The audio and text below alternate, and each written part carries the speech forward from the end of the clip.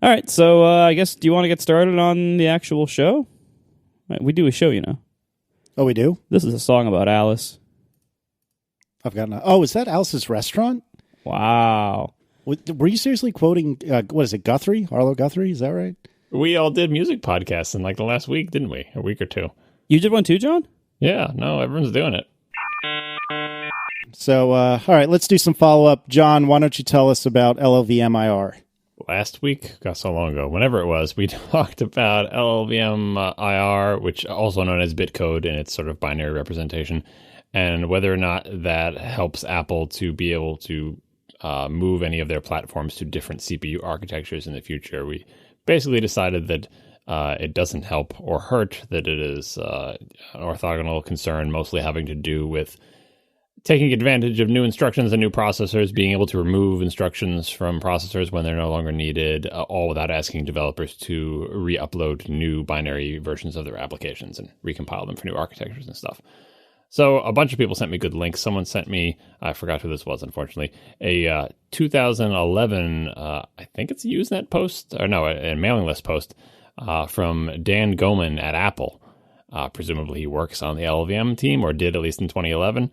I'll put the link in the show notes. People can read it. He outlines the reasons why he thinks LLVM-IR is a poor system for building a platform, by which he means any system where LLVM-IR would be a format in which programs are stored or transmitted for subsequent use on multiple underlying architectures, which is exactly the question we were asking before.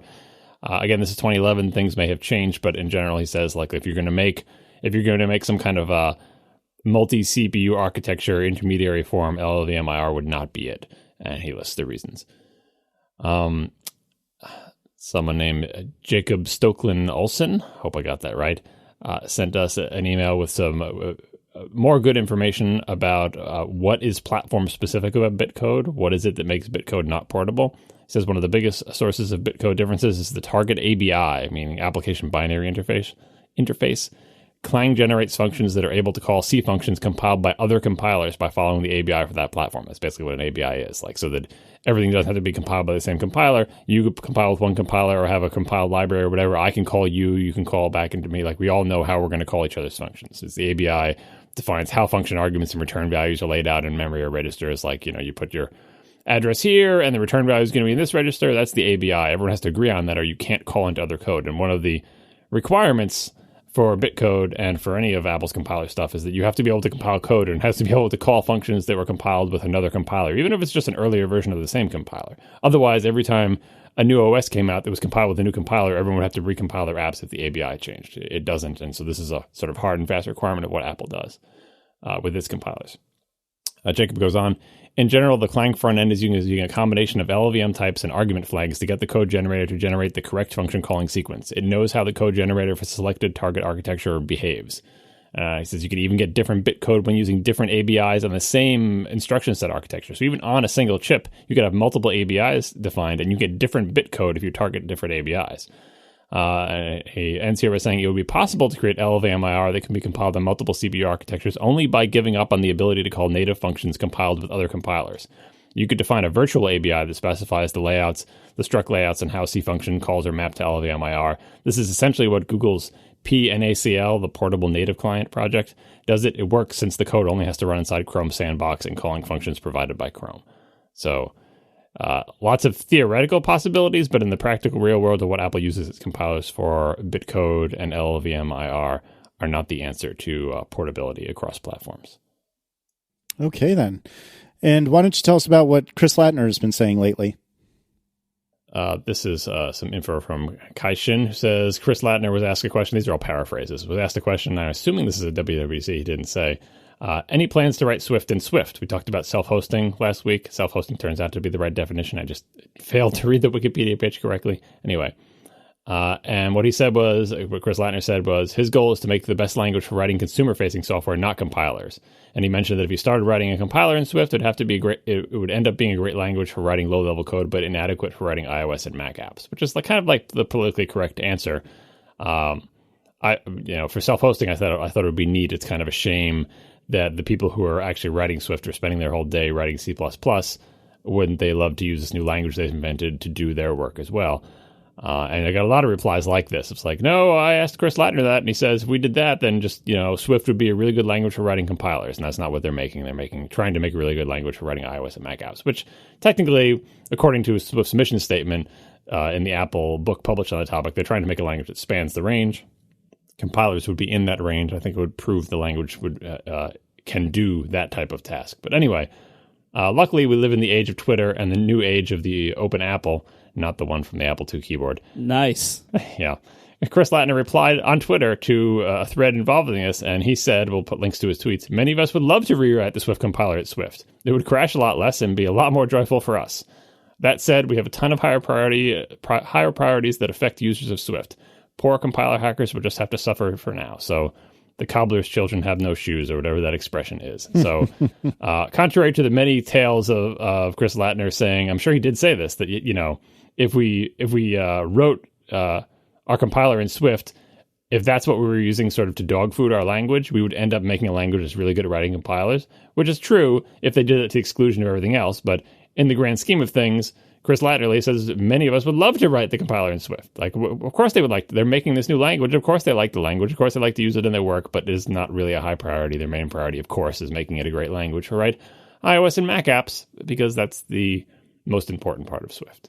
So there you have it. I think this is a great example of like direct, accurate quotes from people can be misleading if the only thing you ever hear is that, and which is why I think Chris felt the need to say, even though I said that, and it's true, it's not the entire story. Like, there are many dimensions to all these decisions. It's not like, oh, Chris Latner hates Swift and would never want to write his compiler in it, or the reverse, Chris Latner would love to write it in Swift, but mean old Apple won't let him. Like, everyone is always looking for the sensational headline type story, especially if something gets repeated around and around. And if everyone at Apple, like if the people who the sources of information were silent, any one of these things could have like spiraled into like 3 years from now it becomes accepted wisdom that Chris Latner never wanted to write the compiler in Swift, which is just BS. And I just love the fact in the age of Twitter, he can say, you know what, tweet, done.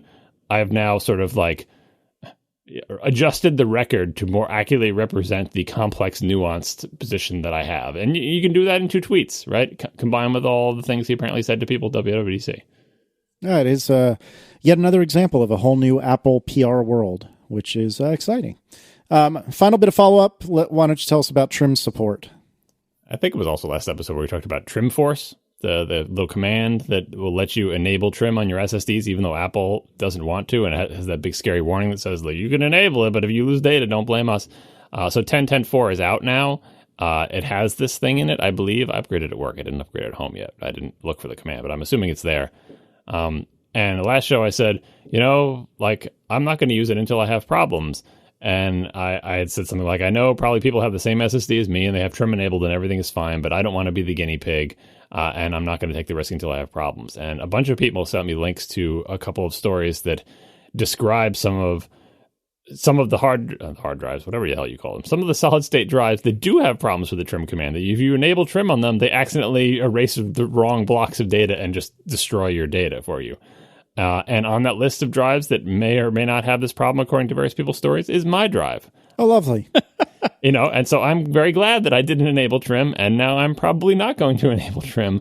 I don't know the technical details of the thing. Like, does it depend on firmware version? Is it just for queued trim requests or for all of them? Or some people think it doesn't matter, that the drive reports that supports queued trim commands, but it really doesn't. So the thing, and most of the stories involve Linux, not OS X. So I don't know what to think, but safe bet, don't mess with Trim Force unless you're feeling adventurous and don't mind losing any data, or unless you have some amount of information that you're sure that like other people are doing this, it's safe, it's been torture tested. So yeah, I'm kind of leaving my drive the way it is for now. And for the record, don't you have a very popular and well-regarded Samsung SSD? Yeah, it's like super expensive. It's a terabyte. It's their latest, greatest, best model, and it works. Is it 850 Pro? Yeah, it's the 850 Pro. That's a very common, popular, well-regarded SSD. That's a little scary that's on that list. Well, I mean, like it's scary, but like the OSs are doing the right thing. Like, it's blacklisted in Linux. I'm assuming Windows does the right thing. OS X does the right thing with it. The right thing in this case turns out to be, look, Apple didn't test it and verify that it behaves correctly, so no trim for you, right? And it's bad because we know that eventually the thing's going to fill up and slow down and everything, but it's better than losing data. So I don't know. Like, this is thread that you can follow. I put a link to a comment thread at Ars Technica that has links that you can chase down to like a Samsung bug reporting website where Linux users are complaining about it, and Samsung's like, this isn't our problem, Linux is open source, fix it yourself or whatever. Nice. Like it's not, that's not what they say, but they basically end up saying like it's not a supported platform is what they end up saying, and they mention open source in that, and people are like, what are you saying? Because it's open source, we have to fix it ourselves. What it comes down to is Samsung doesn't care that it doesn't work on Linux. But OS 10, like that's in Apple's court. Apple can validate this or not, and Apple can file bugs, or I guess anyone can file bugs against it. Like they can enable it on OS 10 and get a reproduction of a problem and say, hey, your drive with this firmware does this thing wrong. I don't know. Anyway, I'm happy with my SSD. It's still really fast. It's still nice and quiet. It's still got a terabyte of storage.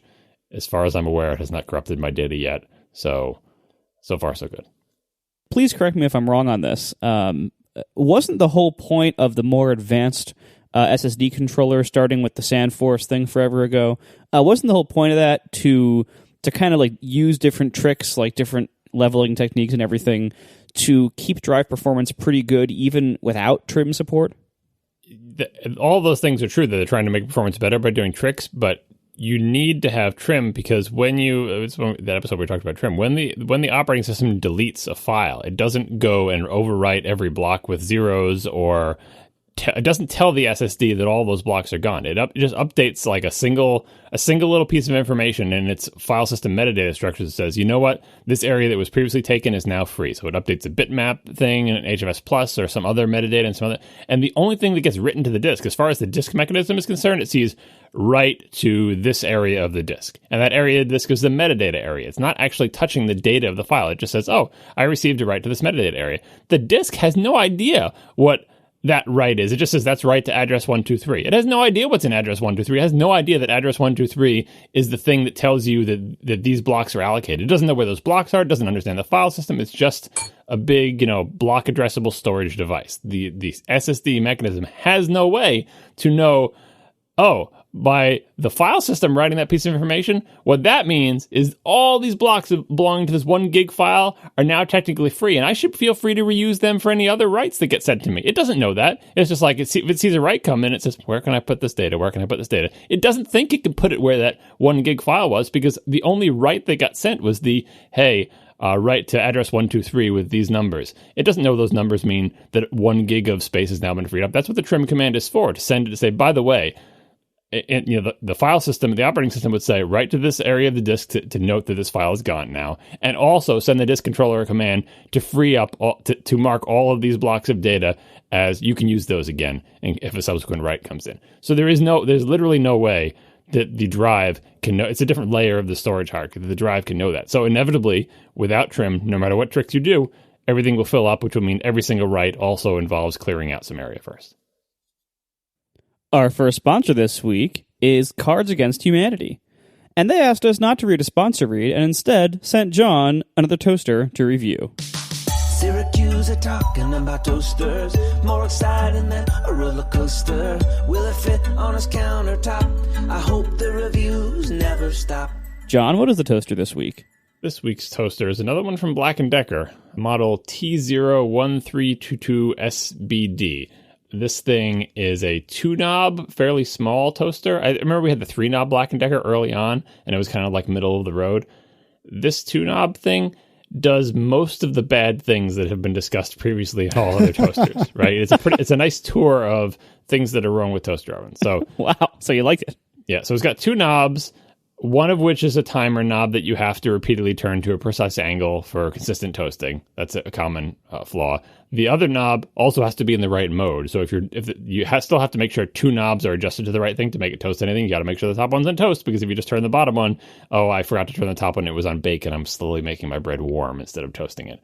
It's got a single heating element on the top and the bottom, right in the middle. They are shielded at least, so that's good. But the single heating element on top and bottom are just not adequate for a toaster of this size, leading to a ridiculous 5-minute plus toast time. I thought it was broken. I tried it multiple times. Maybe the bread was a little bit cold. Maybe it was thicker, like crazy long toast times. It's just got one element on top, one element on bottom. They're just not enough for a toaster of this size. It's not a big toaster, but whatever it is, it's not getting the job done. Really, really thin wire rack. Like I feel like I could crumple it up in my hand, that kind of thing. Not that it matters. It's not like the bread is going to fall through the rack, but sort of like I was going to say intangibles, but it's not. It's the opposite. It's tangible. Like the things that signal quality and durability, that really thin rack is not it. The door doesn't really open all the way to 90 degrees. Like it opens almost to 90 degrees. And at the limit of its travel, it's like springy and bendy. It felt like it was going to break off. It's just not a nice feeling door. The crumb tray that's underneath, like a little metal crumb tray, you have to tilt the crumb tray to get it out. Another flaw that we've seen in other toasters, which is terrible because if you're not careful, you'll tilt it and just spill all the crumbs that are on the crumb tray back into the toaster. And now how do you get them out? It's the whole point of the crumb tray. You're supposed to take the crumb tray out with the crumbs on it and dump them so you don't have to take your whole toaster over the garbage or sink or shake it to get the crumbs out. I mean, it's not as bad as that hybrid toaster, which was just terrible. Like if you bought this, that's amazing. It would be okay. It would get the job done. The 3-knob Black & Decker is way better. I didn't look at the price of this one. What is the price on this? $38 on Amazon right now. It seems, I don't know what the 3-knob one was. The 3-knob one was better than this one in all possible ways. This is not a great toaster. It's like, and I was in a department store recently looking at like the toaster oven section. Of course you were. A lot of the ones that were in there I had actually reviewed, so that was interesting. But I was just looking at them again to say, like, to survey the field of all these things we're seeing. Like, am I just getting crappy toasters? Because still, none of them have been as good as my super expensive toaster, and even my super expensive toaster I have complaints about. So I saw the fancier version of my super expensive toaster in the store. It has crappy knobs too. They're better than my knobs a little bit, but still pretty crappy. Lots of just terrible knobs in very expensive toasters. It's not hard, people. Like, remember, what was that the one we had, the Hamilton Beach one that actually had good knobs, even though they didn't have, like, they felt good to turn, even though you couldn't tell where the heck they were pointing. Like, they always blow it. Yeah, there was no indicator. There was, but it's really hard to see. They always blow it in some way. Like, and lots of bad doors. Like, if I could talk to the people who are designing toasters, like, I understand you have to make it cheaply, you know, you have to have your margins. I'm not saying every toaster has to be $200, right? I think you can make a decent $40 or $50 toaster if you just concentrate on the right things. Make the controls reasonable. It doesn't cost any more money to have a good control. You don't have to put a fancy LCD screen or whatever. If you're just going to have a bunch of knobs, just don't make the mistakes of, like, having to turn a little ticking thing to the right angle every time. Oh, and by the way, this toaster also ticks. It's a quieter tick, but it does tick. Having buttons, like, I feel like you can do a reasonable set of controls that combines the best of knobs and buttons. Have a door that feels good to open and close. Have a wire rack that feels like it's sturdy. Does that really cost that much more? It's like, it's a box with a door and some knobs and a tray. It seems like just concentrate on those things. Make a nice door. Make some nice knobs. Make a nice tray. I don't think that's asking for everything. I feel like it's almost like they should take some lessons from kids' toys, which also have to be cheap, but they also have to be durable. Like the toys on, like, the doors and stuff on, like, the little Fisher-Price toys and everything feel so much better than all these toasters. So I continue to be disappointed with the state of toaster ovens. This one is not as bad as the hybrid toaster, which is the new low bar, but I do not recommend it. Yeah, I mean, it seems like there's only basically two prices the toaster ovens are. They're either $40 or $200. And it seems like among the $40 ones that you've reviewed, that they almost all, like, you can get good elements in all of them. Like, you can, if you take the best parts of each one and put them all together, you could make a good toaster. So it seems like it is, or an okay toaster. Like, we're not asking for it. It's not amazing, but there's nothing in it that's embarrassing. It doesn't feel like it's going to fall apart. It does the job consistently and in a reasonable manner. Now, this toaster, I see on the front here, it's advertising that it has Even Toast technology. Were you able to test the Even Toast technology, and does it stand up to that claim? It was reasonably even, but for 5 minutes, like, it's probably pretty easy to do even toasting if you do it super slow. Like, when you have a really hot element, that's when you get hot spots. If you take 5 minutes, sure, yeah, it's nice and even across the bread. And, being right in the middle of each thing probably helps. Because if you have 4 elements, if you have 2 on bottom and 2 on top, and you just have the 2 pieces of toast, like, if you don't sort of center them over the elements, right? But this toaster is small enough, and there's only 1 element, and it's in the middle, that if you just stick toast in there and don't think about it, you're probably going to stick it somewhere around the middle, back to front wise, and it will come out even. So it was fine. Like, if you want to wait 5 minutes for your toast, it will get the job done. And finally, did the staff at the store recognize you? No, that was just a Kohl's. It was not even but I mean, how many professional toaster oven reviewers are there in the world? Maybe like 3? Yeah, I don't know. They no one came to help me at all, which is what Kohl's is like, which I didn't need any help, which is fine.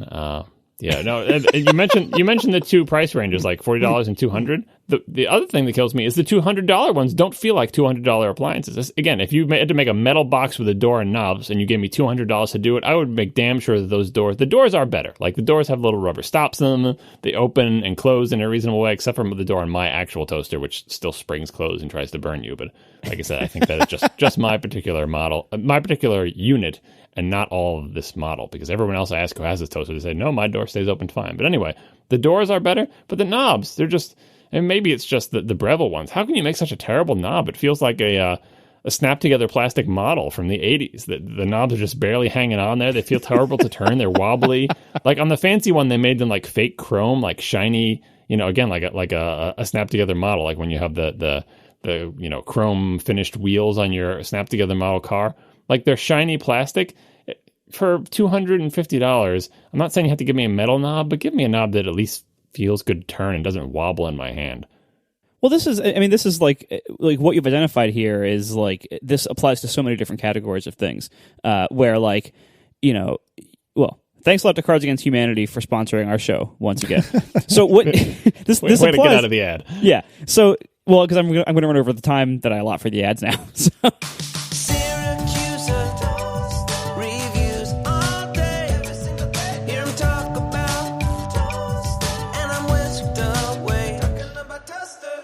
But, like, this applies to so many things. Like, you used to have cheap, good, and then commercial / pro in so many things, electronics, appliances, stuff like that. And now you still have cheap, good, and commercial / pro price points on things. But it seems like the middle tier there, like the prosumer kind of level, that in so many things is now just like the same cheap garbage that the cheap one is made out of.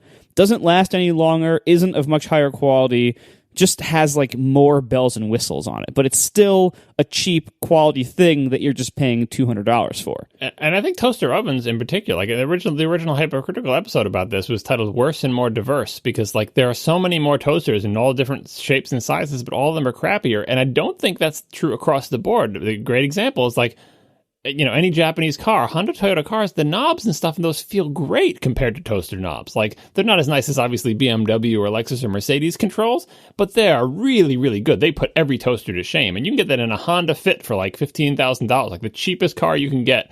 Like, they still have nice turn stalks, nice, like, in the grand scheme of things, nothing like just these pieces of crap that are on a $200 toaster. So I feel like it is possible at the price points they want to hit, if they cared about it, because you don't have to do all the bells and whistles, and you don't have to do the actual expensive things of having more heating elements and having a little computer and having an LCD screen and crap like that. Like, we understand you have to hit a price point. Pare it down to just heating elements, simple, mechanical analog controls for them, a box and a door, and just concentrate on the few elements that you touch and make them nice. And that's what the cheap car companies do. These cars don't have fancy features. A Honda Fit does not have a camera that shows you all around your car, but composited out of a bunch of cameras at the corners of your car so you can park without scraping your... Such a great feature. Your wheels. And I know it is. It's great. But, like, they don't have the money for that. They have the money for a bunch of plastic on a dashboard, a plastic wheel, and they find a way to make parts that are cheap, that are simple to assemble, and that feel not like pieces of crap. Okay. So, what's our first topic this week? We have follow-up from the chat room. Do you want to... I missed this one, but went by. I'm assuming Casey put this in there? I have no idea what you're talking about. The SSD thing? Yeah, if they say it in the chat room, we say it's real-time follow-up from our secret anonymous tipster who foolishly hangs out in the chat room every week. Or, as far as we're able to tell, same guy, says Apple Samsung 8XXX, meaning the 800, 840, 850, whatever series firmware is not the same as retail drives. We fixed the bugs. I don't know what that means because I bought mine, from Amazon or whatever. It's not Apple's thing. But does Apple ship devices with Samsung 800 series SSDs in them? Well, they have like Samsung manufactured sticks in their various like the Mac Pro. I think that's a Samsung SSD stick and stuff like that. But it's not like packaged in a 2.5-inch drive enclosure with a serial ATA port in the back. Like it's just like it's in those little sticks they put in all their computers. So that counts as like the 800 series, even though obviously it looks nothing like the things you buy from retail. The tips you're saying now, like those are just variants of normal Samsung SSDs. So yeah, I'm sure the Samsung giant serial number MSATA stick thing is, say, a rebranded 840 Pro or something. All right, well, that doesn't help me, or it doesn't help anyone else who bought a, commercial third party, buy it directly from, Samsung branded thing that looks like a little 2.5-inch drive, but actually has a bunch of chips inside it. But anyway, yeah, Apple tends to do that's what it means. Apple qualifies their drives to work with trim or not, and they test them and they make sure they work. And so if you're buying third party stuff, Apple's default is no, we won't enable trim for you because we haven't tested your thing, and be careful if you haven't tested it either. And I don't know if people have the option of trying to fix the firmware in their Samsung 850 retail drives. I would not recommend that. And the tipster is saying that, yes, the Apple drives are just variants of normal Samsung SSDs. Have you guys ever run a firmware update on a disk of any sort? I think I have in the past. It used to have to boot into DOS to do it. They give you a floppy drive. Do you remember that? And so I would use Virtual PC. This is back in the day, before x86 Macs. Use Virtual PC to be able to use the virtual floppy drive thing to get it to see my drive. It was this convoluted, terrifying thing. But at that point, the drive is empty. I would make sure, before I attempt this, get all the data off the drive. So then, I guess worst case scenario, I brick it and have to send it back, and they send me a new one. But I have done it. Yeah, I don't think I have. Yeah, I did it once, and it was one of those. It was embarrassingly late in technology that it was requiring me to use a DOS floppy. It was to the point where I had to figure out how to boot a DOS floppy image because the computer I had, of course, didn't have. It was 2007. It was some very late time. It's wow, we stopped using floppies 10 years beforehand. You have to edit your config.sys, right? Well, I actually never was brave enough to do that, even when I was a PC guy. I think that the line was in an Apple ad back when they were trying to make fun of DOS, which was, the appropriate thing to do because it was ridiculous at the time. But they had some kid in the ad say, "You need to edit your config.sys." Nice. So, Apple Music. Yeah. Have you guys listened to Taylor Swift yet? Nope. What do you mean yet? Most of us have heard Taylor Swift already, but I like the fact that it took a large new product initiative from Apple to get you to listen to the songs that everyone has been listening to. To get me to listen to the number one selling album of the last 2 years or whatever. Yeah. Yeah, well, yeah. So it seems like a pretty good service. I mean, have you guys used streaming services before? Mm-hmm. Yeah, I'm a Spotify user and a fairly devout one. Devout enough that I'm happy enough with it that I've never tried Beats. I've never tried RDO. That doesn't mean they're not better. It doesn't mean that I wouldn't like them more. It's just I've been happy with Spotify, and I haven't had any compelling reason to mess with my setup. And so I've been fiddling with Apple Music over the last 24 hours as we record this. We're recording it on Wednesday night, and Apple Music launched roughly midday yesterday. And I didn't play much with the streaming portion of it until today. I was mostly just listening to Beats 1 because I was really curious to hear how it was. I like Beats 1. I thought it was entertaining. I thought the music selections were good and varied. Pretty early on, they played a non-English song, which took me aback. And then I thought, you know what? That's pretty cool, actually. If this really is worldwide, I forget the slogan they use over and over and over again. But apparently not enough. Yeah, apparently, yeah, that's right, because it would have been burned in by now. But anyways, since it's a worldwide radio station, or so they say, the fact that they were playing non-English songs, I thought was kind of cool. I don't know Zane Lowe or any of the other DJs from anything, but they all seem pretty entertaining. Today, however, I started playing with what I would call the Spotify-like features of Apple Music. So that is to say, I want to play such and such album by such and such artist right now. And it worked just fine. But I've been thinking about it a lot since I've been fiddling with it around lunchtime today. And I haven't come up with a good way to describe it, but I don't like it. And I feel the best way I can describe it, and I can't decide if this was the opinion I had before I even tried it, and so now I'm just fitting my experience to my previously held opinion. But it felt like it's a bunch of stuff just stapled onto the side of iTunes, which is already relatively confusing to me to begin with because I don't use iTunes very often, and it just felt weird. Whereas Spotify it has many of its own UI issues. It has many, many problems and many, many poor choices. But by and large, it does not take me long to figure out how to go to a particular album or to a particular artist or to perform a particular operation. Whereas, as an example, I wanted to see the activity-based playlists that they had set up. Friend of the show, _ had snarkily pointed out that they have a Getting It On playlist, I believe it's called. And so I was going to look and see like what these playlists were and what options they were, and it took me literally 5 minutes to find it because I thought it would be in either the playlist section, but no, that was my playlists in iTunes, traditional iTunes. Then I thought it would be in the For You section, but no, they weren't for me.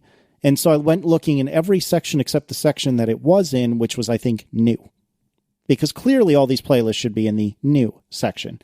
And so, I don't know, I'm not saying I don't like it. I'm not saying I'm not going to switch to it. I very well may switch to it. But my initial impression is Beats 1, thumbs up.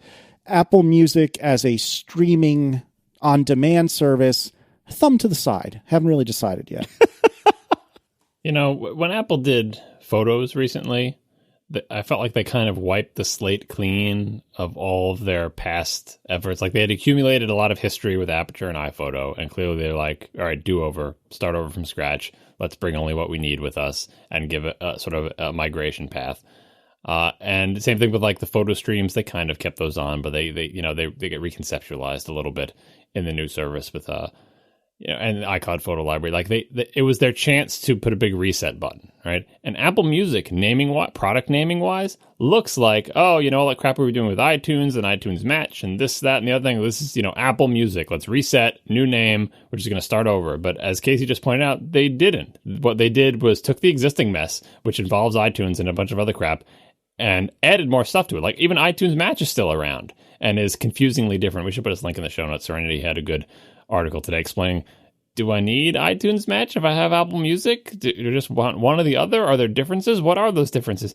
It's super confusing. That's before you even get into, so the little icon on my iPhone has changed and now I can't find anything anymore. And by the way, iTunes 12.2 continues, doesn't even have Apple Music in it, but continues to have more different changes. It doesn't have Apple Music, right? Like it doesn't have the streaming stuff in it? iTunes on the desktop, the new version that came out like a few hours after Beats launched, Apple Music launched. That has everything as far as I know. All right. So it must have been before it had been updated because the one came out for iOS first. Yeah. But anyway, like these are features on top of all the existing other features. Some features are superseded and replaced by new ones. Some are not. And some things have different names and they're in different places. So it's not the sort of clean sheet reset, which makes some sense because it is an additive thing. It's like, well, we already had the thing where you could download and buy music. And we already had the thing where you could rip your CDs and organize music. And we already had all these other things in podcasts and syncing your iOS devices and all the other crap you can do in iTunes. But we didn't have a streaming service. Now we have a streaming service. And we also have this radio station. And we also have, boy, there's a lot of crap in there. And for someone like me who doesn't, I have Spotify installed and I've used it a few times. But for someone like me who's not, I tend to just want to listen to my music. All this other stuff is... I look at all this other stuff and think, in what way does this either help or hurt my ability to listen to music the way I normally listen to it? Is it going to, for example, scramble all my album and artist metadata, as some people are reporting the new version of iTunes has done to them, if they had previously used the iTunes Match? Will it let me, say, get higher bitrate DRM versions of songs that I ripped from CD many years ago? Like iTunes Match did that. That was a good feature. It was a plus. Will it let me not have access to all of my music on my iPhone, but not have to have all my music on my iPhone? Again, iTunes Match did that. That was a plus. Apple Music stuff, I feel like, is neutral or a minus because it makes it harder for me to find things that I want to find. And the sort of teething, bugs, 0.0 release or whatever, even though this is kind of like Beats Music 2, or whatever their service was called before, make me worry about it. So I did sign up for the trial, but I'm a little bit afraid of the new version of iTunes on my Mac. And I guess maybe I'll look into the streaming things and try it, but it's not a slam on their service. I can't really judge it because I'm not a streaming music kind of person. I was never into any of the other ones I installed either. I'm mostly looking at it as a potential harm to my existing music listening habits, which, to Apple's credit, they're still trying to support that. You can still listen to music that way if you want to. And maybe you might still want to subscribe to Apple Music for the iCloud syncing features, but maybe not. if you already subscribe to iTunes Match, which is way cheaper. So anyway, I feel like this is a very confusing situation for me, and I'm not sure what to make of it. Yeah, it seems like, I totally agree with you on, the problem of bolting all this onto their existing very complicated iTunes /music setup, that, they have so much legacy there. And, you're comparing it with Photos was apt, but, with Photos, they did a clean start. And that was a massive engineering effort, it seems. I mean, it seemed like it. First of all, I think it was late, but it was also, it was a massive effort. I would imagine to get to basically, try to replace iPhoto and Aperture with this new thing and do a pretty decent job at a 1.0, plus this massive cloud backend stuff, and and having iOS match up the whole time with the desktop. Like that's just a massive effort that had to go into Photos to make that happen. I would love if they did the same thing with iTunes and, deprecate iTunes and have a new app just called Music, even on Mac, and have a new, music.app that only does music. And even, leave like videos and stuff, make a separate videos app. Just like, they split off iBooks, and that was fine.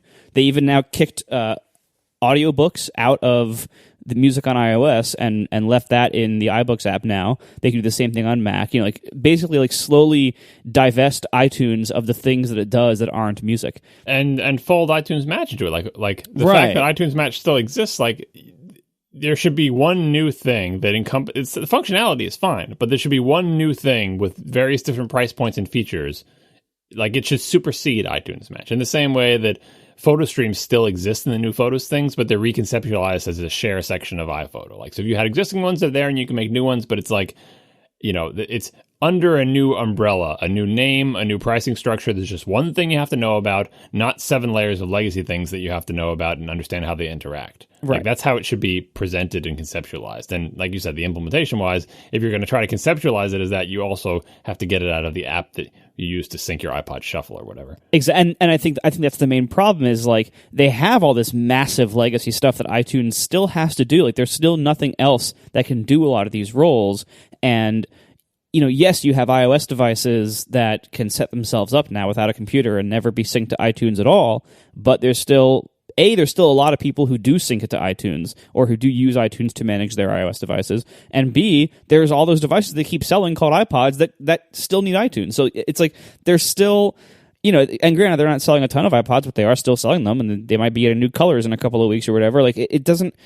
It seems like the massive amount of engineering effort that was required to dump iPhoto and Aperture and make this new Photos thing with this new iCloud Photos library, the corresponding scale of the job to do that for iTunes and music was probably just too big to do in a reasonable amount of time, and it's not time for that yet. And I don't know if it ever will be, but I think it's clear that Apple believed it was not time for that yet, and that they probably had to move faster to get, they were clearly like the relevance of the iTunes Music Store to buy music outright, I think, was declining faster than they probably expected. Well, they had plenty of time to react. That's something that needs to be said for the context here. This is a Me Too move. Apple should have had a streaming service long ago. They spent a long time getting one. They ended up having to acquire a company to accelerate their ability to have one. But if you would ask, the rise of all the streaming services, it's not like this happened overnight. And, it seems to have caught Apple flat-footed, but it shouldn't have, because there was plenty of time for them to realize this is a thing they should have. And it seems like they just couldn't get it together and ended up having to make an acquisition to bring that to bear. And my favorite hobby horse with the whole server-side stuff, and which, to Apple's credit, they're actually making some motions on, is it's we did that thing with Photos. It was a big effort. We got to do that for music too. We don't have time. It's too much effort. If you concentrate on producing infrastructure for network services, instead of concentrating on we got to redo Photos, if you make infrastructure say CloudKit, that is an example of infrastructure. That if you do a good job with your general purpose infrastructure, lots of sort of online powered applications have similar needs. And I've hammered on this again and again. That's all Google does, it seems like, is make incredibly powerful infrastructure upon which they can build all sorts of applications. Each one of those applications doesn't have to reinvent the wheel and find a new way to store its data and stuff. So I would hope that some of the effort they put into the back end for photos would give them a leg up on potentially in the future rejiggering it. I mean, it's tough as if they bought it. It's not something they did in-house. Beats is what it is. They can't like rewrite all of Beats code in, overnight or whatever. But like, I'm hoping some of that infrastructure work that they're finally doing will pay dividends in like, now it shouldn't be such a Herculean effort to do the same thing you did for Photos for iTunes because A, you've done it once before, and B, you should be able to reuse a lot of that work, a lot of the expertise, a lot of the experience, a lot of the code, a lot of the server-side stuff, a lot of the frameworks, that should help you accelerate when they have to do the music app that is like, oh, it's a total rewrite or whatever. All the things they did for the Photos app, I mean, that's like framework stuff. They seem to understand that. Like, oh, collection view, that would be useful everywhere. We should make that and have it everywhere. Core animation, that's client-side infrastructure. We talked about this before. Server-side infrastructure, how do you store a bunch of data? How do you get it on demand in a reliable way and like have a database to store all the metadata? And, how do I make all your stuff be in the cloud and only parts of it on your devices? And that's what they're trying to do with photos. And music is actually, data volume-wise, an easier problem because photos are bigger than music. So for the most part. Yeah, I mean, I think really the challenges we see here are purely that, it's the same thing like every time iTunes gets a redesign, like the desktop, every time there's a new design for iTunes, it really just makes the app harder and more confusing to use because they can't actually remove features from it for various reasons. So instead, they just like hide things in different like modes and drawers and stuff. And it's just like it's weird. Like you just get this impossible to use application that is extremely complicated but is trying to look simple. And they move things around a lot, and that upsets people who are like, I knew where that was before, and now I don't. And it's like, I bet if you asked them, they'd say, okay, if you knew where it was before, it's weird that we moved it. But if you've never used it before, the new location is better for reasons X, Y, and Z. And maybe they're right, but and maybe they're even right that like there are more new users than there are existing ones. But just constantly reshuffling the deck chairs, especially kind of like when they changed the whole iTunes DJ functionality and replaced it with Up Next.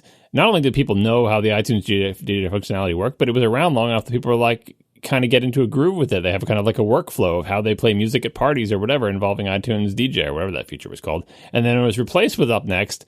They can say, oh, Up Next is better for reasons X, Y, and Z. It's like, but I can't reproduce my workflow. It's not that iTunes is, a desktop publishing application or Photoshop or whatever, but you're just constantly moving things around to try to find maybe this arrangement will be more pleasing. But like you said, Marco, if you keep the same set of things and you don't want to give up anything, which you probably don't because it's not like there's lots of unessential functionality. It's just like the functionality of 7 apps in one. Moving it around just pisses people off who are like experienced, loyal users. And it doesn't actually, you can't actually make it that much simpler because all the crap is still there somewhere. Right, exactly. And there's by the way, there's the big Windows question of how do you, enable these things for people on Windows. So like they need a bunch of crap for that. There's obviously tons of technical debt here for things like I still have to quit my music player when I upgrade my developer compiler tools because they're related. It's like there's so many weird little tie-ins to iTunes that have been accumulating over the years that I think any kind of change to it is extremely unlikely to happen just because it seems like it's never going to be worth the probably surprisingly large engineering effort to substantially improve it and break things up and start clean. Well, you said never, and we know about that. But anyway, on an infinite timescale. Thus far, yeah, that's come up recently. I'm trying to figure out if I ever actually said that, or if you guys said it as an attempt to characterize and mock my line of reasoning. And so far, no one has found they found me saying it in reply to Casey saying it back to me. But I don't know if I ever said that. But anyway, underscore will find it. Yeah, he finds everything. Someone tried and they thought they'd found it, but really they just found Casey saying it like snidely. So it's obvious that at some point previously that like it had come up before. If I remember correctly, I think it was when I was saying Apple didn't really need to replace Objective-C, and you were saying on an infinite timescale, yeah. The argument you're getting at, I did make, but I'm saying like those exact words. Okay. Like, because it keeps being called like my infinite timescale argument, and like I guess like it's more like that's Marco's name, Marco's snide characterization of my much more subtle and nuanced argument. Right. Yeah. Dirt Beach, Mud Lake. Or maybe I actually said that. I'm willing to believe that I actually said it too. I just don't remember it because so long ago. But anyway, iTunes, something's going to have to be done eventually. For now, they just are content to keep changing the icon and moving crap around in the UI. But, iOS I don't know how new the iOS app is. Like, it's newish. Certainly there's less technical debt in the iOS one, and they did move crap around a lot. And that's the thing, like, even if you don't sign up for Apple Music, a lot of the options, it seems like, are moved around or hidden or not there, and you actually have to go into the settings app and say Apple Music off, and then it looks more like the old music player app. I did sign up for the trial, and by the way, if you sign up for the free trial, it's like a 3-month free trial, which is pretty generous as far as free trials go. It will auto-renew for whatever price you sign up for, but you can turn off the auto-renewal. Somebody tweeted instructions for doing that. I followed their instructions, and it wasn't that bad. It was like, go to your Apple ID, go to Manage, and then go turn off auto-renew. So it's kind of slimy that they turn auto-renew on by default. I'd rather have it say, like a Squarespace real free trial, like it's a free trial, and at the end of that, then we'll do this. Say, hey, you've been using this for 3 months. If you like it, pay money. Rather than just saying, we're just going to sign you up for auto renew. I suppose it would pop up, send the email or whatever, like all the subscriptions do, and say, by the way, your iCloud storage is about to renew in 6 days, like to give you a chance to cancel or whatever. But it would be nicer if they didn't have the auto renew. But apparently Apple is not that far on the light side of the force that they're not going to enable auto renew. But you can turn it off. But anyway, I have signed up to do that. I can still find my music. I am now slightly fearful from reading the horror stories of what it might do to my metadata and stuff for all my songs. So I'm kind of warily watching it and being careful with how I play back my music. So to turn off these auto renew, if you are in Apple Music in just about any tab, it looks like you hit the little avatar, profile person in the upper left.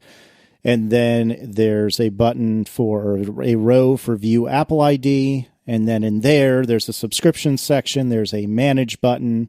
And then in there, you can say, it says Your Membership, Apple Music Membership, and you can turn it off in there. So just FYI. Yeah, it seems like it's very, very similar to the auto-renewing subscriptions that they have in iOS for things like Newsstand publications. By the way, Newsstand is dead, yay! And other things, any kind of auto-renewing thing. It's funny you bring that up because as I went through the stance to confirm I knew how to do it, I noticed that I had one other thing in subscriptions. Would you like to guess what it is? The magazine? That's correct. Nice. Although it shouldn't be billing anymore. I think it's... No. It's expired. Yeah. Well, but either way, I thought that was kind of funny. So why don't you tell us about something else that's cool? Our second sponsor this week is Harry's. Go to harrys.com, HARRYS.com. and use promo code ATP to save $5 off your first purchase. Harry's offers high-quality razors and blades for a fraction of the price of the big razor brands. These are very high-quality, high-performing German blades crafted by shaving experts, giving you a better shave that respects your face and your wallet. Harry's offers factory-direct pricing at a fraction of the big brand's price. So, by my calculations, Harry's blades are about half the price of things like the most comparable blades, I would say, having tried both a lot now, I would say they are extremely comparable to the Gillette Fusion, the 5-blade Gillette cartridge things. These are not double-edged safety blades, which I've tried before as well. I honestly find both Harry's and Gillette better than double-edged safety blades for sensitive skin, because I used to be a shaving nerd. Anyway, long story. Oh, God. No, and I stopped being a shaving nerd once I realized that I just like the cartridges better than the straight razor stuff, or than the double-edged stuff, because they really is, like, for sensitive skin, these blades are awesome. So Harry's blades really are top-quality blades that are literally about half the price of what you find from the big guys like Gillette. Now, they have a starter set. It's an amazing deal. So for $15, you get a razor, moisturizing shave cream or gel, your choice, and 3 razor blade cartridges. When you need more blades, they are just $2 each or less. An 8-pack is just $15. A 16-pack of the blades is just $25. The handles that Harry's has and the cream and everything, all the other stuff about it is miles ahead. First of all, the designs are really tasteful. They're kind of modern with like retro inspired. So it's almost like a Mad Men kind of aesthetic on a lot of them. Attractive, tasteful designs. Like, you get like other razors and it looks like a kid's toy or like a Transformers / droid commercial kind of aesthetic. It's really weird when you get other blades. It has like these like weird tacky plastic blue accents and stuff. Harry's stuff is just nice. It's tastefully designed. It feels of high quality. It's just nice stuff. So again, great value, great quality, great designs, great customer service if you ever need it, and a great shopping experience on their website, harrys.com. So once again, try it out. Handle 3 blades and shaving cream for just $15, and that includes shipping right to your door. We've heard from so many people, both men and women, who use Harry's stuff. We've heard from so many women that say these are great and that they use them all the time. And, women's razors face almost all of the same challenges as men's. There's some differences here and there, but for the most part, you're solving the same problem, basically. And women's razors, the landscape of mega brand women's razors is just as miserable as the landscape for men's razors. And really, we've heard everyone uses Harry's. Everyone loves Harry's. Check it out, harrys.com. Use promo code ATP to save $5 off your first purchase. Thanks a lot to Harry's. All right. So anything else about Apple Music? Yeah, I thought the sort of first run experience where it shows you like the artist bubbles. You can tap them multiple times to make them bigger, and then it shows the picture of the artist on them. They demoed that in the keynote when they were introducing it, and I went through it, and I was disappointed for a couple of reasons. One, the little bubbles it gave me, I was looking for my favorite bands, and they were not there. So I'm not sure how I was coming up with the button. You could do like more artists. I kept hitting more artists, hoping eventually it would rotate in some of my favorite bands. Because I think that, if it's trying to get an idea of what kind of music I like, I'd like to tap the bubbles for U2, R.E.M., Bruce Springsteen, and Radiohead. Like, that's a good start right there, right? We could branch out and keep going, right? And those just weren't there. But 2, I don't think it should have had to ask me at all, because I've been an iTunes Match subscriber for a long time. It's got all my play counts for years worth of cumulative play counts across all devices. It's got that in the cloud somewhere, right? Why does it have to ask me who my favorite artists are? Don't ask me. You've got the actual data. No matter what I say, you can have both. I tweeted this. I thought it was ridiculous that they didn't use this information. There's a couple of angles to this. One, the angle is you don't have to do that bubble thing. If you don't do it, maybe they do use your thing in the cloud. If that's the case, then the sort of onboarding process did not make that clear to me, that if I just skip the bubbles entirely and don't deal with it, it will just use the information it has about my listening habits. That was not made clear to me during the thing, if it's even true. And the second thing is having both of those options. Maybe I don't want you to use my usage data. Maybe I think my tastes have changed recently. Maybe I want to give a time window. I just felt like there's lots of things they could have and should have done. And if they are doing them, they could have communicated it better. It wasn't a nice first run experience. And a lot of people said well, that's a Google kind of thing to do, where they make it clear that they know your listening experience. We know they know. How do you think your play count, when you play something on your phone, that you look at the play count in iTunes because you have iTunes Match, it increments over there. We know they know this information.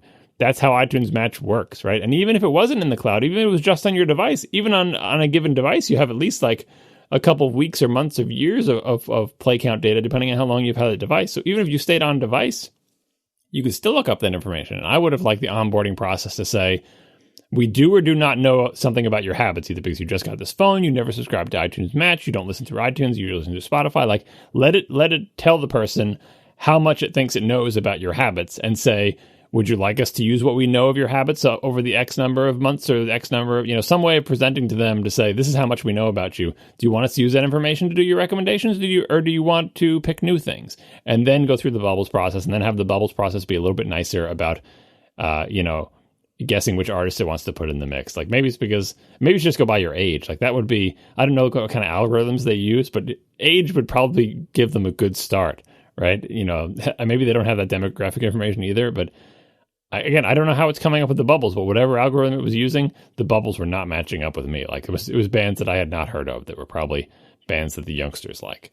And it just would not bring up a bubble for any of my top 5 or top 7 favorite bands, no matter how many times I hit more artists. So that was disappointing. Other people were saying that the recommendation bubbles led them to a bunch of playlists that really nailed their taste. And even after I went through the bubbles and picked the best ones that I could, when I saw the sort of page for you or recommendations for you, they weren't terrible. So that makes me think it really is using the iTunes Match information behind the scenes, which again makes me question why the bubbles were there. But Anyway, the bubbles are a neat UI, but the onboarding experience for Apple Music for me was not good.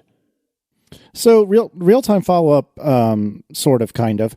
I was fiddling with Apple Music on my phone while I was listening to you guys talk, and I went to the Connect tab to see what was there. And I'll start by saying that I got subscribed to a bunch of artists I could not possibly care less about when I first got onboarded with the whole Connect thing.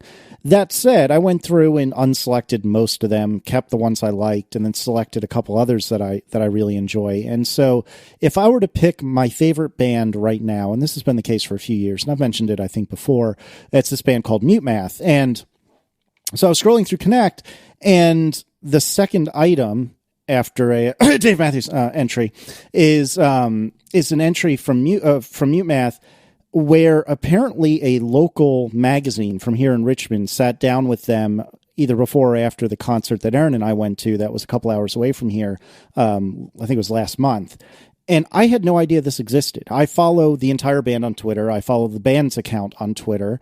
I had no idea that this was a thing. And so when the show's over tomorrow or something, I'm going to go ahead and read this interview with pretty much my favorite band from a local magazine. I had no earthly idea. So that's a pretty cool thing so far. And the Connect thing seems like it's being populated by a handful of people. Somehow Tim McGraw's in here. I'm not really sure why, but no, it's that I'm impressed that I've already discovered something I would not have known about otherwise. I think it just makes you follow everybody in every artist in your collection like that. Its initial follow list is everybody who you have music from. Which I think that's great. I mean, like for years, I've had this problem where like I will have 5 albums from a band, and they'll come out with a new album that I won't know about because I don't follow the news that well, and I'll discover it like months or years later, like, oh my god, I would have bought this years ago. Why didn't I know about this album? And they've had for a long time some kind of like artist alert system where you could say like, alert me whenever this artist has a new release or something,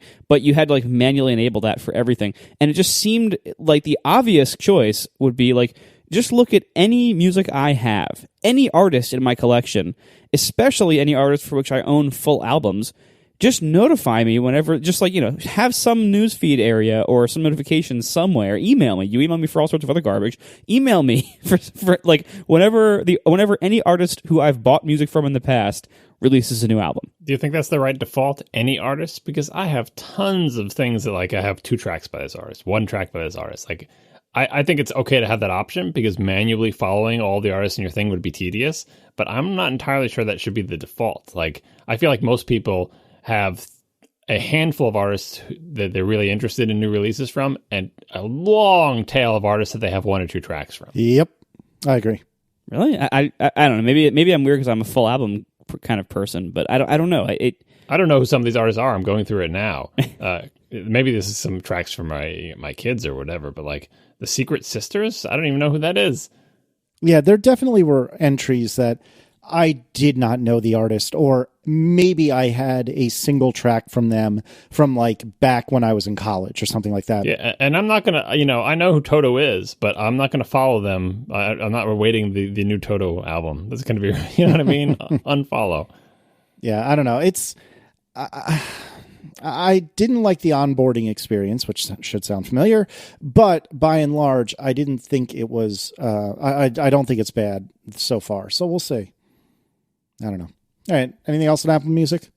Honestly, I've only listened to it for, a day right now. So it's not, I haven't spent too much time with it, but I like it a lot so far. I've already listened to a few albums that I wouldn't have jumped to buy, but because I can listen to them now for free / no additional cost, I will gladly listen to the album. And for a couple of them, I thought, I might want to buy this. For a couple of them, I thought, I'm really glad I didn't buy this, but that was interesting, like that, or I enjoyed it for those 5 minutes or for that 40 minutes, but I don't want to hear it again. And this is obviously, this is like me discovering what everybody else in the world discovered years ago when streaming services started to become a thing. But this is kind of nice. Like I like this, and I can see why it changes the way people buy and pay for music so much, because it is very compelling. And if everything they said pans out. If what they are attempting to do ends up being what they're actually doing in the way that like they have the human curation aspect and the playlist and everything, if that ends up being good and staying good, this is going to be great for me because I've tried other services in the past. A long time ago, I tried Pandora, I tried Spotify, I briefly tried Rdio, and then for like a day, I tried Beats before I realized they didn't even have a real Mac app. My problem is that I don't find new music on my own very well. And the systems they've had in the iTunes store to date, where they basically just have like, people who bought this also bought this list of crap at the bottom. That has been terrible for me. I've spent so much time exploring those, previewing those albums, and trying to see like, okay, I'll go to a band I love, and I'll see the people who also bought section at the bottom, and it's just a bunch of garbage. Like I can't imagine why people buy those two things together. And so the human curation aspect so far in the handful of playlists that I've listened to that have been like the featured playlist kind of things where it looks like some person was involved, I've liked it. It has given me new music. It has introduced me to new stuff in a way that all of the algorithmic things in the previous services I've tried, plus the iTunes recommendations under their purchased albums, those have never gotten there for me. They've never been good enough to stick with me. So far, this looks promising, so I'm looking forward to this. And that's what everyone always was saying about Beats music when it was called that they were very good at that. And the only reason I didn't give that a chance, again, was because they didn't really have a Mac app. Now this seems like this could really be something for people like me who are, too old to find good music on their own. How do you find the recommendations of like services that are, say, better than Apple at doing this type of thing, like maybe Amazon or Netflix? Netflix, I guess, is the best example. Like people who like this movie also like this movie. Do you find that Netflix, are you just like sort of don't find the people who also liked conceptually is a good thing, or is it just that Apple's implementation is crappy and it just says people who like this also bought Taylor Swift's 1989 because everybody bought it and their algorithm is stupid? I've generally found those recommendation type things to be better than my opinion of Apple's. Can you tell us about one more thing that's awesome? And then I think I have a couple more thoughts about this, and John might as well. Absolutely. Our final sponsor this week is Casper. Casper is an online retailer of mattresses, which sounds crazy, but trust me, it works. So they are an online retailer of premium mattresses for a fraction of the price of most mattresses. Now, for years we've had things like memory foam where they provide great support, but a lot of people are not big fans of the way memory foam feels, or like a smell that it might have, or just like the general consistency of it touching their skin, or it's too hot for them. So what Casper does is they have a hybrid mattress. It combines latex foam and memory foam to get really the best of both, so that what you have basically is you have the support of memory foam mattress, but the latex foam layer, I believe, is the top layer of it, and then it gives it like a cooler feel. So you don't have the kind of hot feel that a lot of people don't like about memory foam. It really is the best of both worlds from people who have tried it. And you guys have tried it, right?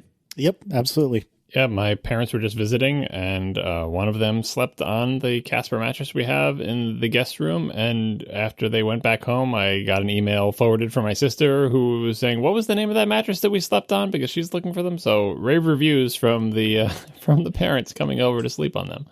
Nice. Yeah, I mean, so Casper, these are good mattresses, and they know that buying online is risky. At times, everything we buy online sounded ridiculous. The idea of buying clothes or shoes online initially sounded ridiculous. It was like, oh, how am I going to try those on? Well, people figured out, oh, okay, we'll just have a good return policy and have fast shipping and everything, and that makes it better. So Casper, they cover you there. 100-night return policy so that you can try it for 100 nights, and if you don't like it, you can return it. There's free delivery. They say they have painless returns, because once it's unpacked, it's kind of hard to box it up. So they will help you arrange for that if you want to send it back. But chances are you won't, and they know that, and that's why they give you 100 nights to try it. They're made in America. They are obsessively engineered, and they have just the right sink and just the right bounce from that combination of memory foam and latex foam.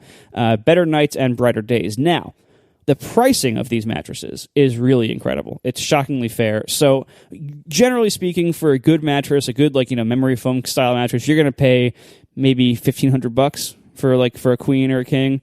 Casper mattresses, They cost between $500 for a twin, all the way up to $850 for a queen and $950 for a king. These are incredibly good prices. You can even get $50 off by using our coupon code ATP at checkout.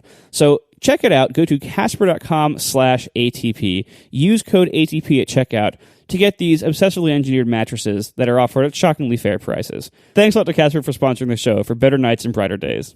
All right. So I wanted to quickly build on what you were saying, Marco, about streaming services. I'm not surprised that neither of you necessarily said that streaming services had worked that well for you in the past. I used to be a music listener like I think you guys are, which is you have a batch of music that you tend to listen to, you have your library, and you stray here and there, but generally speaking, you're pretty darn content with what you got. I don't know what switch flipped in my mind, but over time I got more and more into hearing more and more eclectic things and satisfying very random cravings at very random times. And what I love about being a Spotify user, and this should be applicable to Apple Music as well, is that I can listen to damn near anything I want, anytime I want, immediately.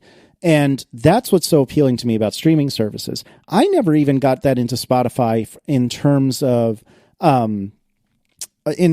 like their radio stations, in terms of the whatever curation they may have. And I agree that I've heard constantly about how great the curation is on Beats Music.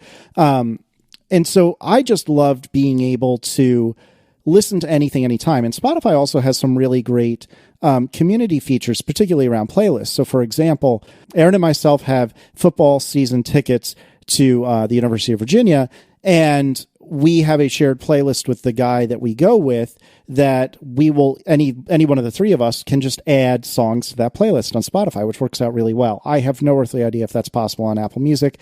I doubt it, but I haven't tried. And so in a lot of ways, Spotify has worked really well for me, and I really, really enjoy it. And I enjoy it enough that I think it took me a day or two to sign up for the $10 a month fee for Spotify that I've been paying for like 2 or 3 years now. So I would encourage you to do exactly what you did, Marco, and give it a shot and just kind of try poking around and seeing what you can find. Because I think you might be surprised at how much interesting and good music you can find, even if all that ends up happening is you very often fall back to the things you already know and love. And the other thing I wanted to ask both of you guys is, did you have a chance to listen to Beats One at all? And I'll start with you, Marco. You can probably predict my answer. You either didn't or you heard it for 10 seconds and decided you hated it. The latter, pretty much. I listened, everyone's saying it's very good. So I listened for, 5 or 6 songs. Didn't hear a single thing that I liked at all. Each song I wanted to turn it off during, but I figured, let me give it a little bit more time. So it's fine. I'm sure it's great for a lot of people. It's just not the kind of music I like. So now you know how everyone feels when they listen to Fish. Yeah, exactly. I mean, I think I think it'll be interesting to see how this does, because it really is bringing many of the benefits of radio stations kind of back or to a different area where they weren't really before. But it also brings most of the drawbacks of radio stations. Everyone's already very tired of hearing their station ID and their overlay, or their talkovers and everything. You can't skip a song if you don't like it because it's live, and there's you can't really go back either. And it seems like they have brought most of the annoyances and limitations of radio stations with them, and most of that's out of necessity. If they're going to do this, they kind of have to do it that way for the most part. So.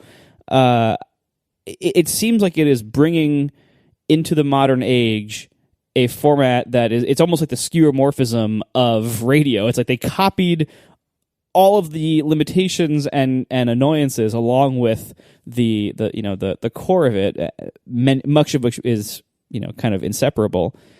So it's fine. I'm sure people will like it. Maybe if I was having a party, I might put that on. Or something where I just wanted to put on something that would make me sound cool, if that's even possible. Probably isn't. But I don't see myself listening to it, really. All right, John, have you listened to it at all? I didn't bother listening to it. And my additional point on Apple Music is basically just made by Marco, that first of all, actually getting back to Casey's characterization of I have my collection of music and that's that, I would adjust that slightly to say the way I listen to music is I have my collection of music, and I'm always on the lookout for additions. But the key is I'm looking for additions to my collection of music. So if I was ever sort of, the one way you can do it is you can graze, like just listen to a bunch of music, travel around links or whatever. You can also do it the same way I find a lot of things now, which is recommendations from people who I know who have similar tastes to me and things you see on social media and sort of the overwhelming recommendation of a bunch of people. Everyone's saying you got to go see Fury Road. Maybe there's something to that. If a whole bunch of people in your circle tell you Lady Gaga is not just another, manufactured pop star, even though that's what you think about them for the first 6 months they're out, maybe you should look at, but the whole activity is do a bunch of crap and add to my collection of music. So it's not a static collection. It does grow, and it grows slowly, right? But I add not just new songs, but entire new artists and new bands get added to the collection. So it is a dynamic growing thing, but the essential question is, when it comes time to listen to music, do you want to listen to a bunch of music picked by somebody else or listen to quote-unquote your music? And listening to your music doesn't mean that you don't ever want to change your music. You do. You want to discover, like Marco, you want to discover new music that you will like. It's just a difference in when it comes time to do the listening part, not the discovery part. What do you want to do? And I just want to listen to my music, right? So that's why I didn't even bother listening to Beats one, which I think is probably fine, but it's just not how I listen to music. And the other angle on Apple Music that Marco was getting at was, and I've seen a lot of other people talking about this is, not that, people talk about it as if Apple's the first one to do it, but this, Spotify, RDO, all these things are interesting in that they are bringing radio to a generation of people who are much younger than us, obviously, who didn't grow up with radio as big a dominant force in their life as it was in our lives, right? Not that they didn't know what radio was and didn't listen to it or whatever, but like the kids of the iPod generation, when it was technically feasible for you to have a huge collection of music with you at all times, that enabled a lot more people to do what I do, which is to have a massive collection of your music and listen to that instead of just saying, I'm going to listen to these things coming over the airwaves, because you're on your little transistor radio. You couldn't have your whole record collection with you. It was gigantic. Like, you need a record player. It needs to be not bouncing around, even the CD players with skip protection. Like, you could have one or two CDs, right?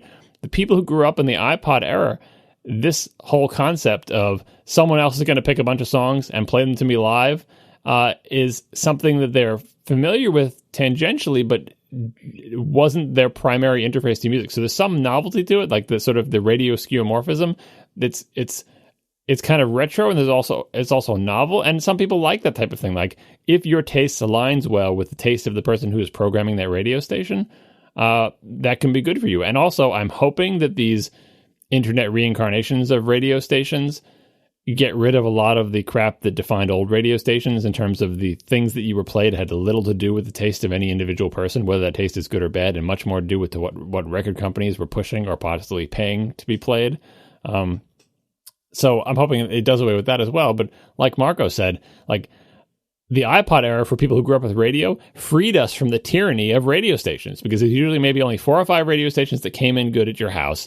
And there's the classic rock station, the oldie station, the alternative station, the heavy metal station, and like NPR, and a few, like, your options were so limited. And it's like, I don't want to listen to what other people want to play for me. I know the music that I like. I can bring the beauty of the iPod was that it freed us from all of that. And bringing it back is not tempting me to go back to that old world, but for the people who never experienced that world or never fled it to go to the iPod, for the same people who are asking for an FM tuner to be added for their iPods for years and years, Beats One and that sort of internet radio station intentionally removing the ability to skip tracks or even pause or rewind or anything like that could be an interesting novelty. And if that format is actually a thing and not just an accident of history, not just like, well, in the back in the old days, we had to do radio this way because of these technical limitations, but once we didn't, we never did that again. Like, if it turns out that it actually is a way people want to listen to music and not just a technical limitation, it's good that all these streaming services are also saying, by the way, not everything about radio is stupid. There may still be a mass appeal to a DJ'd, programmed, quote unquote radio station on the internet. So even though I still think it's not for me, it is definitely worthwhile for everyone to figure out whether that's still a thing. Yeah, I mean, I would say in many ways it is similar to the problem that newspapers and magazines face, especially magazines, where, and I know having tried to run one and not having succeeded really, one of the problems is like when you have something like a magazine or a radio station, you are like prescribing to people, here's what you're going to see. Here's the package of things. You're going to see this, then this, then this, and are you going to hear this, and this, and this, and we have moved on from that technologically. People are accustomed to more freedom. People are accustomed to being able to pick and choose and seek around and do whatever they want. And if you say, in the case of a magazine, I'm going to charge you X every month, and I'm going to give you these 10 articles, and they're going to be on a variety of topics, and you might care about one of them. That worked for a long time when there were really no good alternatives, but now people can just find the few good things they like online from all sorts of different sources, not even just you, and they like that better, and it's kind of better for everybody that way, except for maybe the publishers. But it's better for the readers, for the consumers. And radio, I think, has a similar problem of like, you already have this world where everybody can have their own program station tailored exactly to their likes. If they don't like a song, they can skip it. If they want to play it again, they can just play it again. If they want to buy, it's all integrated and everything. Like, the world we have that isn't radio stations is really nice and really advanced, and we're all accustomed to that now. So to try to go back to the way radio was, and I'm using it in the past tense because let's face it, radio's been dead for a long time, to go back to the way radio was now, once we've all moved on with how we think music should work and how music does work everywhere else, I think it's really a problem. I think we're all listening right now because we want to try it out because it's cool and new. I'm really curious to see if this actually is something that has any influence really whatsoever. Does it have any cultural presence? Are a lot of people listening to it in 6 months? Our resident secret betraying Apple employee wants to emphasize that Spotify does not have a DJ. They just have what he calls a Pandora clone. So I'm not sure. My familiarity with streaming services is small, but like maybe Apple is the first one to try to get actual human DJs to pick things out as opposed to algorithms and stuff like that. But yeah, all like technologically speaking, if this turns out to be a thing, it's presumably very easy for all the other streaming companies to hire their own people to be DJ, like radio DJs. I'm sure they're out there looking for work. Like if especially if you can pay them Apple-sized salaries or even Spotify or Pandora-sized salaries. So yeah, I because I don't listen to music that way, it's hard for me to handicap the odds that the DJs turn out to be a thing. Some other person in the chat room also said that a lot of this is, again, as usual, from an American perspective, because American radio stations are crappy and maybe they're not so bad in the rest of the world. And the idea of like a person gaining fame by having good taste and choosing music that other people hear, and you sort of trusting them to pick good music for you and coming to have sort of a relationship with them as a DJ, hasn't happened for as much in the U.S. because of all the radio corruption and top 40 BS and all the other reason things get played on the radio. But maybe it does happen in the rest of the world. So maybe they already know the answer to the question I'm asking, which is it actually valuable for a human to program music for lots of people to listen to, even though technology makes it possible to not have to ever do that again? I don't know. But I one thing I was wondering from earlier is I think part of the reason why I love Spotify so much is that even in the times when I want to listen to something that I own, that I have in my iTunes library, I'll just go to Spotify because it's what I'm used to and it's the first place I think of, and I'll look up that album and I'll just play it. And so, yes, like the old curmudgeon in me feels like I'm just renting access to all of my music, which is true. But nonetheless, I can listen to anything I want within reason, anytime I want to. Well, yeah, anything I want. You've said that a few times, and that brings up another topic that has come up for both me and a few other people I've seen. Obviously, no streaming service has like all the music, right? Sure. The Apple Music doesn't have Beatles, and was it Spotify didn't have Taylor Swift because of her streaming, decision for that. So, you don't have everything, but they have most things, right?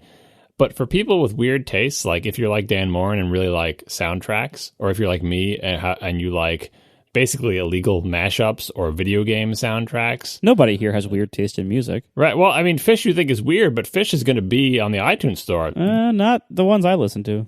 Well, probably not the live ones, right? But right, yeah. Like this kind of a problem. Yeah.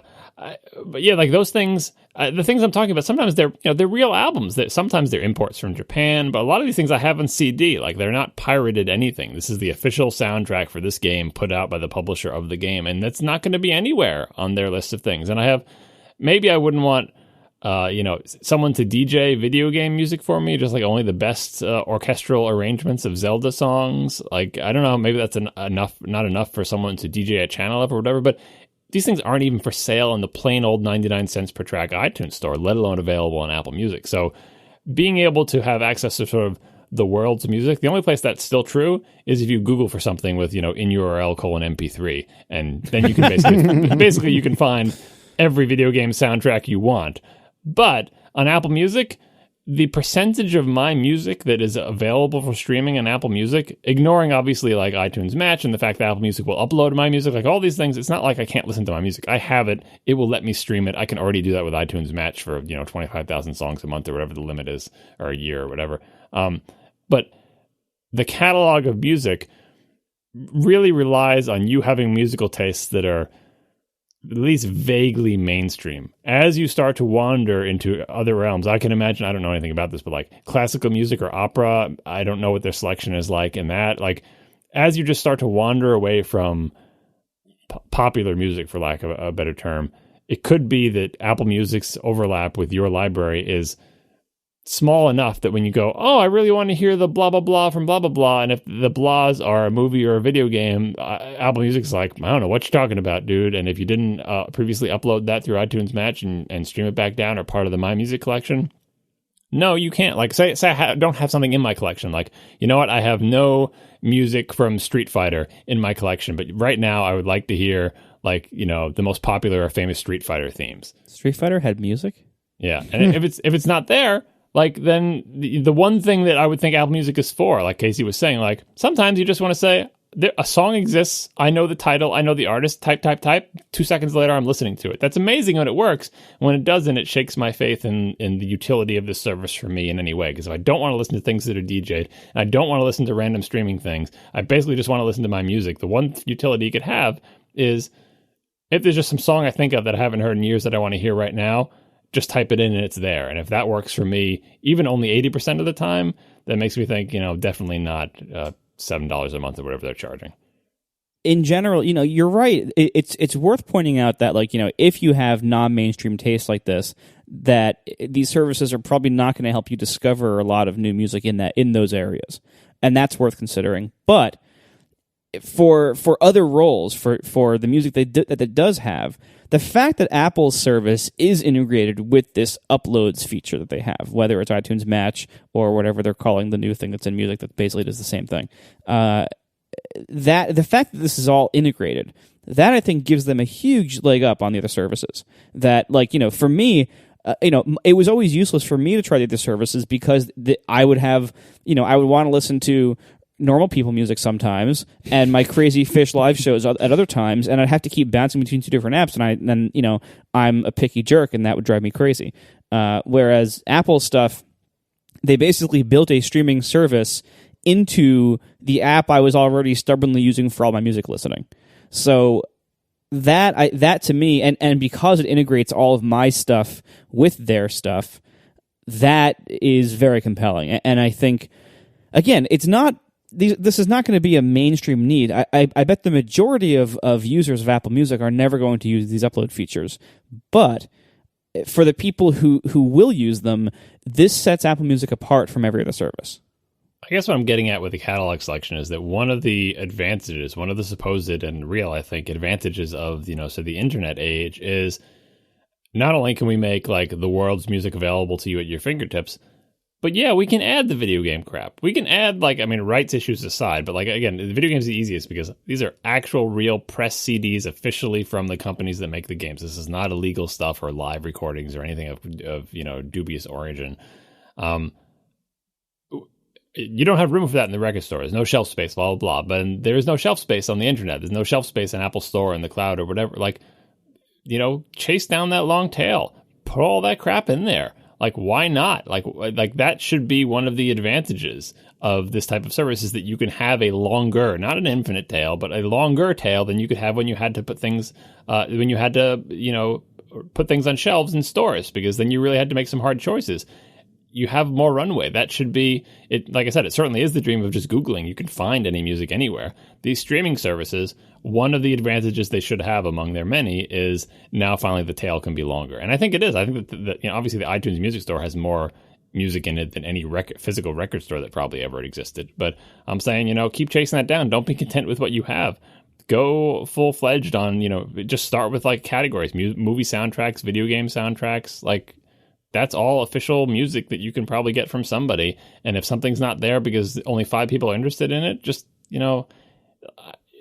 I think that is an advantage that they should leverage. That the size of their catalog should be a bragging right and not just, 800 versions of the most popular top 10 songs from every year, but chase down the long tail a little bit more.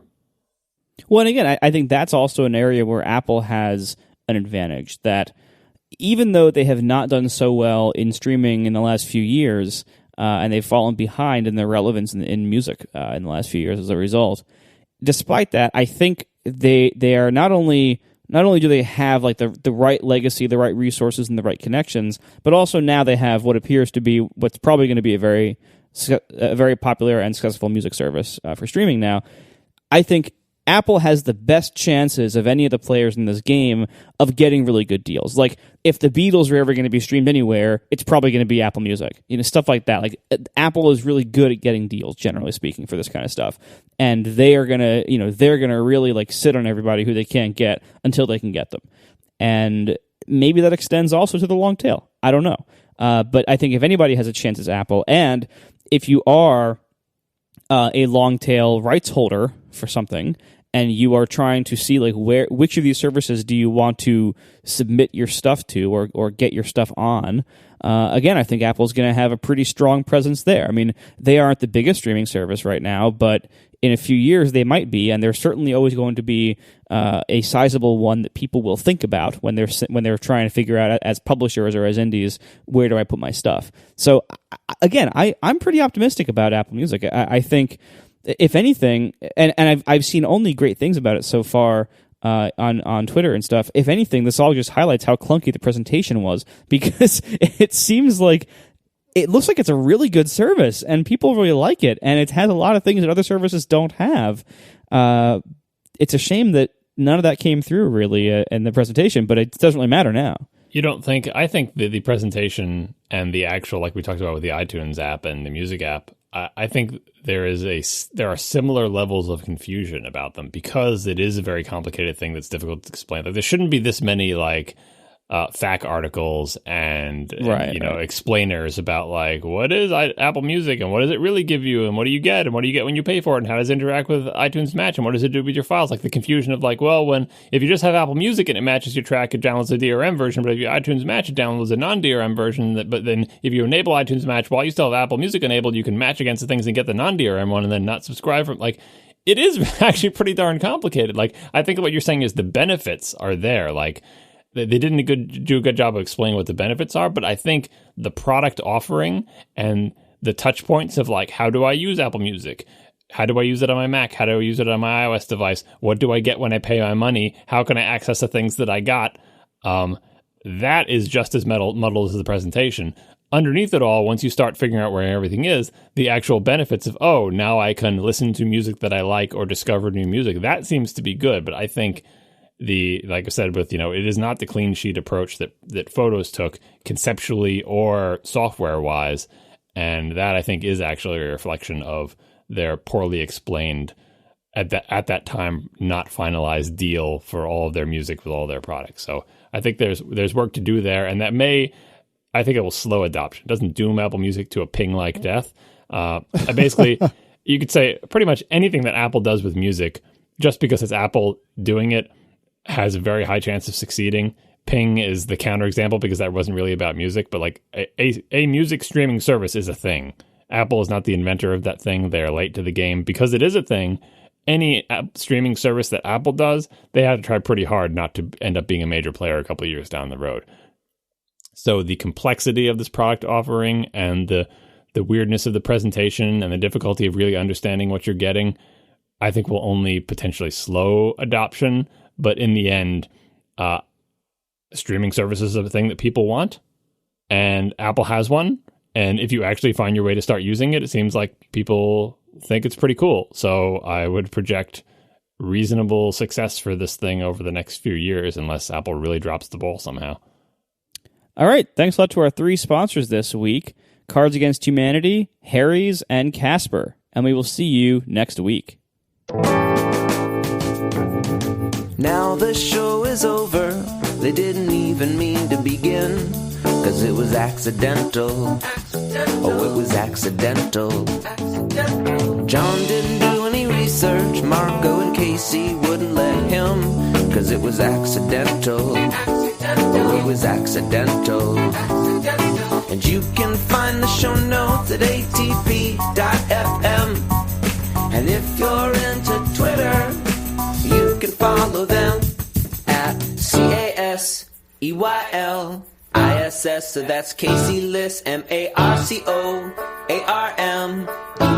Marco Arment, SIRAC, USA Syracuse. It's accidental.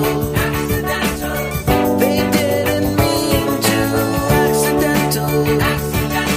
Tech podcast so long. You guys want to talk about this whole Safari considered harmful thing? Oh, poor Casey. He's so sick and wants to go to bed. I know. And we got to talk about Safari. Well, I mean, we can save it for next week, but I feel like I think we should save it for next week, because I have a lot of things to say about it. I don't want to talk to poor Casey about. Oh, I thought it was going to be quick, and I was more than happy to entertain it if it was going to be quick. But... No, I don't think it's gonna be quick, because I have a lot of things to say about it. Yeah, me too. Man, standards people are the worst. Non-standard people is what I want. Wow. Left-handed people, that means, I guess, right? I don't know. Lefty slam. The one marginalized group you're still allowed to slam in America. Lefties. Hey, so I was in Florida last week, and holy crap, is it hot there. So you went to Florida in July. Mm-hmm. In June, in late June. Mm-hmm. What did possess you to go to Florida in late June? I'm going to be going in the summer, too. It's going to be just as bad. Yeah, so a good friend of mine was getting married, and so we decided to go down the week prior, well, like the beginning of the week that he got married. And we went and visited family and then spent 2 days in Disney World with Declan, which was less of a disaster than I thought it would be, and then did the wedding thing. But holy hell, on paper, I think it was approximately the same temperature, although the humidity in Florida is about 11 billion%. And I don't know if it's just a mental thing because it's not my weather, and so I am less tolerant of it. But one way or another, God, was it hot. I would be outside for literally 45 seconds and I'd start to sweat. Now, is it possible, I don't know scientifically, but is it possible to have a supersaturation of humidity where you can actually exceed 100% in Florida? You would just, when dust goes into the air, you get like a nucleation site and just water drops out of the air onto the ground. That's called rain. You are literally in a cloud. I guess that's fog. No, but yeah. I guess these all have things already. But let's learn about the dew point, kids. Yeah. So how was traveling with Declan? It was fine. The plane was fine. Traveling with an infant requires you to travel with a bunch of crap. We counted, I believe it was 9 different items we were lugging through the airport. There was the stroller, the car seat, the breast pump, the diaper bag, Aaron's backpack, my travel bag, 2 suitcases. Crap, there's one other thing. A portable pack and play. Oh my God. Yeah, this is a large set of objects. So how many things did you actually carry onto the plane with you? Because you checked the bags and stuff. So you're bringing onto the plane. No, I checked one bag. So you're bringing onto the plane the car seat, the baby, the stroller, the pack and play. Gate check the stroller? Correct. We gate checked the stroller and the car seat. And the car seat. Oh, well, so you didn't get the lovely experience of having to install car seats while everyone else on the plane stares at the back of your head with daggers. Correct. Yeah, so, because what is the deal? Is it required? Not if he's under 2. Only if you love your children. Right. Oh, that's cold. No, they say for babies of a certain size that I think they have them on your lap. Under 2, I believe it is. Or maybe that's wrong, but he was considered a lap infant. He still had a boarding pass, which isn't entirely surprising, but I was a little bit surprised by. But the boarding pass had no seat on it. It just said like inf or something. Was he allowed to keep it in his pocket when he went through the scanner? Well, this was my first time using PreCheck, and PreCheck was pretty cool. Does he have PreCheck? Yes, because he rides on our PreCheck. He does not, however, have his own global entry, so we need to file for that shortly. So when he's too old to be a lap infant in like 2 years or a year or whatever, yeah, can you and Aaron go through PreCheck or like? Yes, he gets it until he's like 18, I think, or something like that, or quite a bit older than he is right now. Okay, that's good. All right. So, man, the car seats, we have not flown with Adam yet.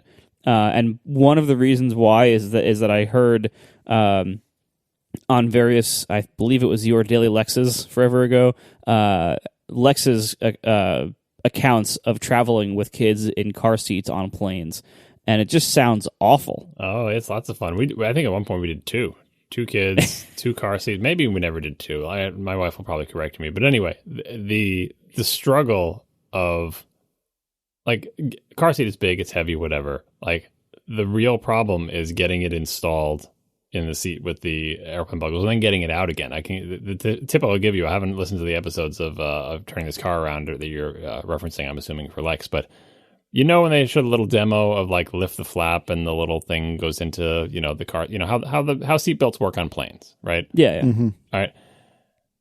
You don't really pay much attention to that because they're like, whatever, I'm going to put it on my lap, I'm going to click it in. When I want to get out, I'm going to lift the buckle. When you're bringing the car seat on the plane, like, I guess some people probably don't even buckle it in at all. They just put it on the seat, put the baby in it, and that's done, which doesn't make much sense to me because then it's just your entire baby and the car seat hurtling up to the ceiling in turbulence and smashing it, right? So you really should be buckling the car seat in, and you want to do this quickly because everyone is behind you, wanting to get through, and you've got your whole family blocking the aisle and all the crap everywhere, especially if you have 2 seats and the kids are screaming and everything, right? So you try to buckle the seat in by taking the seat, fishing it through whatever stupid thing you're fishing it through, behind and underneath the seat, clicking it in, yanking the thing to tighten it. Good, put the baby in, you're done. You think you're like, wow, we did it, right? When it comes time to unbuckle that, especially if you're a crazy parent who like pulls it really tight because you want to get the seat really tight because you've been trained by like the people at the fire department who told you how to put your car seat into your car, you pull it really tight. When it's time to get off the plane and you're patiently waiting and everything, and you're like, well, I don't want to disconnect this seat until we're ready to go, but someone's got to pick up the infant, and then I got to take out the seat and whatever. You go there and you realize I can't lift the flap because the flap is hard against the back of the plastic seat that I just tightened down as tight as I possibly could. How do I get this thing unbuckled? And now you're like trapped. Again, the kids are screaming. Everyone's upset. You just want to get off this plane and you can't lift the flap because it's facing. So I'm going to tell you, face the flap away from the seat when you tighten it. It's not probably the natural way you're going to want to do it because if you think of how it is over your lap, the flap would be facing the back of the seat. Face the flap the other way. Otherwise, you will be super sad. Oh my God. So out of curiosity, how was that resolved? That was resolved with anger and muscles.